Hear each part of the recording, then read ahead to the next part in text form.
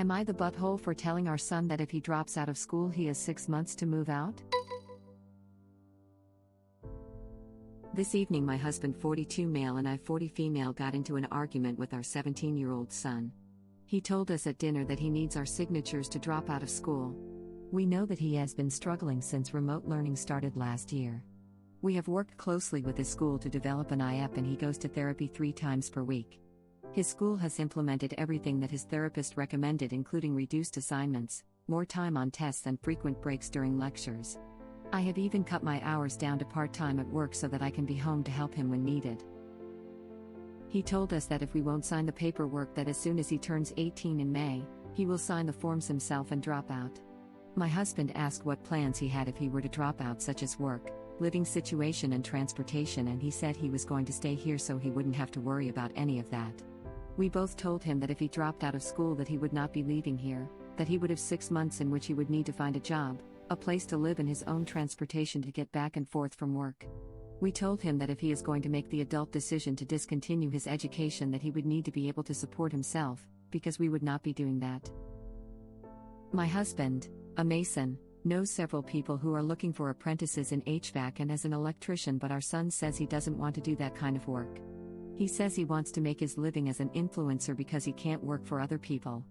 We told our son that our decision stands, that at this time he has 3 choices: graduate and get a job/go to college, graduate and work a trade, or leave.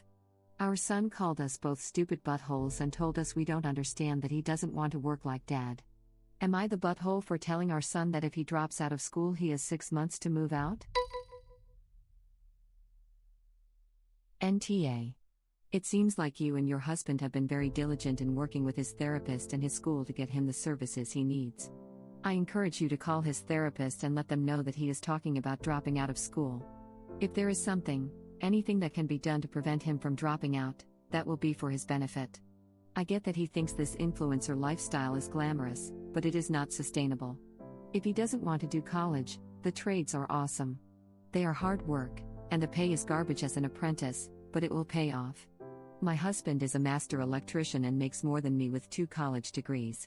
If your son does decide to drop out, 6 months is more than enough time to get his ducks in a row. Stand firm and do not back down. Agreed, stand firm. Natural consequences are the best life lessons. Not the butthole. They don't stand firm, they will be like posts I see where parents are still supporting kids at 30. Yeah, all people are the same, as we know.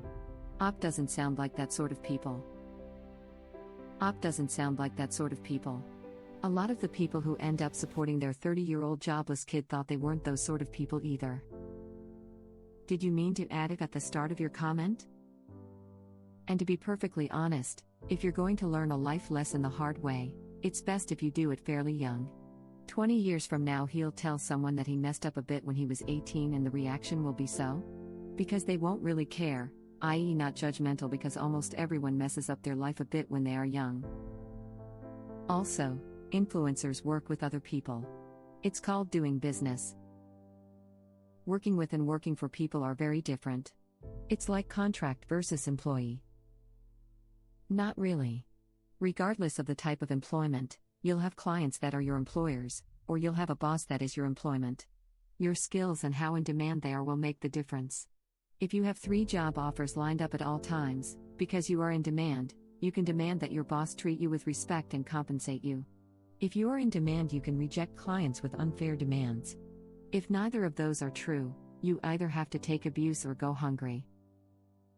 As a contractor, you end up having a lot more autonomy than you do as a regular employee. Either way, you are doing assignments for someone else, but there is still the key difference of working for yourself and working for someone else. I've worked in both roles, and the difference you mentioned, clients that are your employers and a boss that is your employer, is a really huge one. If you are successful, yes. If you struggle, you have to suck up worse than an employee. You have to bend over to get good deals and stuff. It's a lot of work to make an online career, even if you just got lucky and blew up overnight. Exactly. And for every successful influencer, how many failed ones are there? More than that, influencer as a paying job is pretty much over. Kid is 5 years too late. SpawnCon payments mostly go to already celebs nowadays. So unfortunately for Sun, he'd need to go and build expertise in something else first. Sports, gaming, niche expertise, like a trade. An HVAC engineer or electrician doing videos would have a lot of engagement but from a very narrow audience. Unless he's stunningly gorgeous / model standard, or superbly funny, in which case it's a roll of the dice and still extremely hard work. Most of the social platforms will deprioritize your content unless you post every single day and get excellent engagement.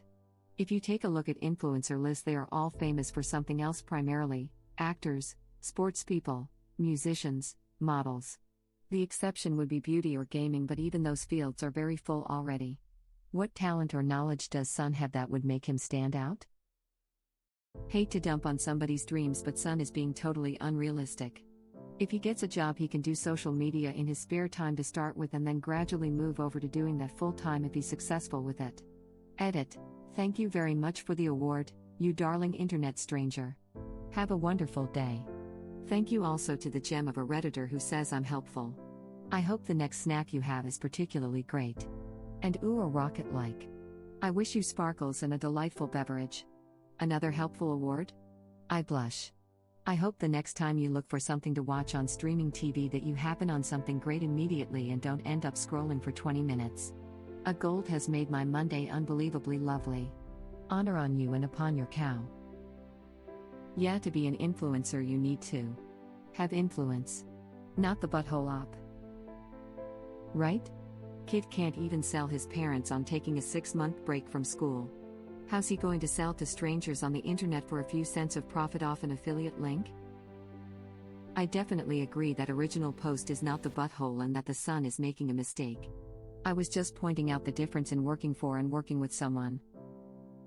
Big influencers that make money have management. Management works for the influencer, not the other way around though. In the way that their job is to promote the talent and they can be dropped by their client. However, they're the ones who will schedule deals, appointments, meetings, collaborations, etc., and will tell their client what they have to do. Management are like a boss you hire for yourself to boost your career. Successful influencers work their tail off. In order to stay relevant, they work every day, 365 days a year. You have to be savvy enough to work deals with companies, or savvy enough to hire a great manager. Oh, and you have to be interesting enough to have people interested in you. Exactly. I have 3 friends who are full-time bloggers/vloggers, and it has taken them years to get to the point where they can turn down work. In that time, they have had to deal with some terrible PR people and business owners when negotiating sponsorships, etc. Being self-employed doesn't mean you never had to deal with awful people or never have to do things you don't want to do. I do think having had some real-life work experience can really help if you want to make a career online. I have an online business and I notice the people who have worked in the real world cope so much better.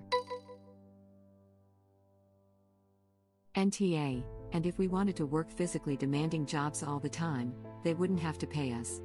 Oh, and Ralph Mau. Making his living as an influencer. Laughing out loud, LOL LOL. Same LMFAO. No one is going to be influenced by a 17-year-old high school dropout. Oh, there may be 1 or 2 other 17-year-olds influenced to keep their ass in school after seeing where this path leads. Embarrassed smiley face. That was my immediate thought, smiley face. That's honestly not true at all. James Charles is one shining example of how wrong you are. I can give you dozens of others. However, there are exceptions that the vast majority fail to be. James Charles did graduate high school, with honors in everything, if I remember correctly. In fact, in all likelihood, if his career as a makeup artist had never taken off, perhaps we might not know him at all, but that doesn't mean he'd have set himself up to fail. I honestly think he's too smart for that, just from the way I observe his career and the work he does for his job. Because while James was extremely lucky to be given his platform, we can't discredit that he is, by all definition, a businessman. He had a love for his passion, makeup, and the ambition to succeed, but not reckless hope, i.e. he didn't quit school. He's definitely an exception to the I want to be an influencer dream, but I'm going to have to disagree, because James Charles's situation is very different than Op's son's. Being an influencer is the modern equivalent to I want to be a football/movie/rock star, except the competition pool is worldwide and open to people without talent. It seems the best way to get rich off influencing is to be rich when you start. A friend did job fairs at high schools, and for the past few years, the number of kids who thought they could be models, singers, YouTube stars, influencers, or game developers without any education or experience was depressing. He told them to start with a basic financial education and learn how to run a small business, but most were convinced they knew enough at age 18 to be successful without further learning. People give James Charles a lot of crap, but all in all he seems pretty intelligent and like a decent enough person. He seems like a very sweet person, and he, and every influencer streamer that make it big, works his ass off. People seem to think that being an influencer means that you don't need to work, but if you want to be well known you need to work hard and be very lucky. It's just not something you become overnight. Most people who are famous now work at it for years. Exactly, even influencers have to graft and work hard. Even the asshats like Logan Paul who were born into money still have to run it as a business and work with advertising. This might be his goal, but he still has to have a plan to get enough views, likes, and sponsorships. He hasn't told his parents how he's going to achieve this, so it doesn't look too promising. And also, he's not working for himself as an influencer, he's working for companies and shilling their brands, making sponsored posts, and they have to meet requirements to stay sponsored. It's apparently a really stressful lifestyle. Imagine just living becoming your job. Posting every day, can never take a break, constantly having to come up with new ideas week after week after week, no thanks. It's just like owning and running your own business, except with a lot more competition and every single moment of your life being scrutinized by anyone in the world. Think I'll stick to a regular job. Thing is, usually when young people become influencers, they stay in school until they're successful enough to make it their full-time job. I love art, and would say how much I want to be an artist, but my dad always told me that art is a hobby, and it's hard to make it, so I should keep it as such, and on the off chance it takes off, then I should take it on full-time. He's in a band, but he also manages a shop. He wouldn't have dreamed of dropping out of school or not working to chase the dream of being a successful band. With jobs that are very uncertain on whether you'll make it or not, for example an influencer, it'd best to keep it as a hobby or part-time thing, and if you take off, great, then you can make it full-time. James Charles graduated high school. It's really not hard to find this information. You have to bust ass making YouTube videos and editing them regularly. You're the camera crew, editor, and director of your own content at first. It's a lot of work. Dozens of others. There are also a lot of influencers who have a higher education, especially in business or marketing. NTA, you are giving him options. This is where he will learn the truth about being an adult. This is an excellent point. You did not just say stay in school or I'm throwing you out.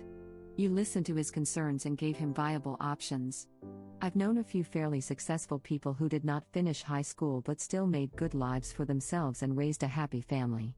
The options you gave are very reasonable.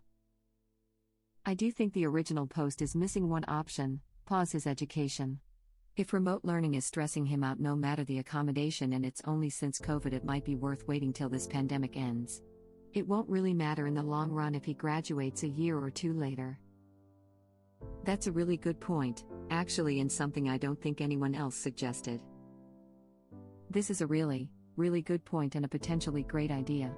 An additional year might help the son's emotional maturity, too, and give him a little time to see success in his final year. The only risk is him choosing not to go back afterwards, but then they are really just in the same boat as they are now. The only change I'd make is a show of support for his chosen job. Op's wording makes it sound like she doesn't consider influencer to be a job, which will only widen the gap between where they're coming from. A better approach may be to fully support him. Like, really fully. You really want to do this?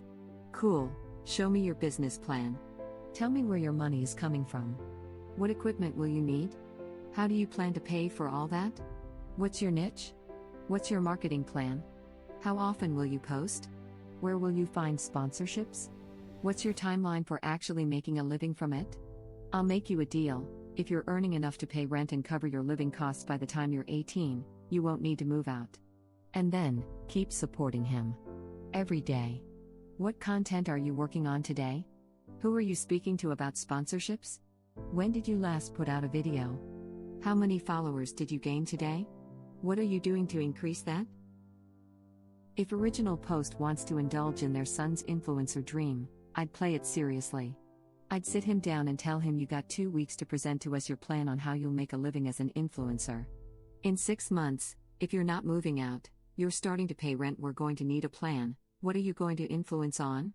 How many videos will you put out every week? What's your merchandising plan? How will you finance your equipment? Present to us a realistic platform and revenues growth forecast. We're going to have monthly reviews of how it's going.